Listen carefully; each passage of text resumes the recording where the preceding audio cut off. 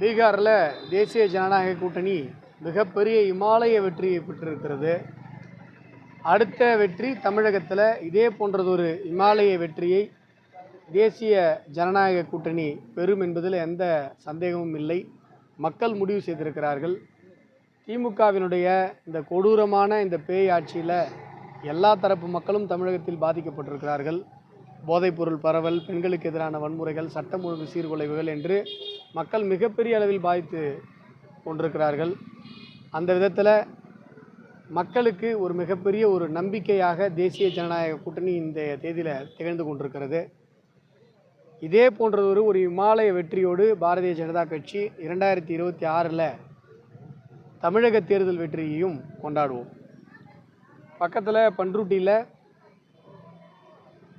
திருப்பதிக்கு செல்லுகிற பாமினி எக்ஸ்பிரஸ் ரயில் நிறுத்தம் வேண்டும் என்று பண்ருட்டி பகுதி மக்களுடைய நீண்ட நாள் கோரிக்கையாக இருந்தது.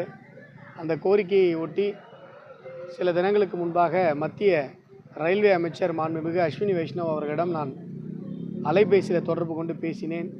உடனடியாக நடவடிக்கை எடுக்கப்பட்டு அந்த கோரிக்கையை நிறைவேற்ற கொடுத்திருக்கிறார். இன்னும் 10 தினங்களுக்குள்ளாகவே அங்கே திருப்பதி எக்ஸ்பிரஸ், பாமினி எக்ஸ்பிரஸ் நின்று செல்லும் என்கிற ஒரு மகிழ்ச்சியான செய்தியையும் இந்த நேரத்தில் நாங்கள் தெரிவித்துக் கொள்கிறோம். இந்த திருவந்திபுரம் பகுதி ஒரு வரலாற்று சிறப்புமிக்க ஒரு பகுதி. ஆன்மீக தலைநகரமாக இந்த பகுதிக்கு விளங்கி கொண்டிருக்கிறது.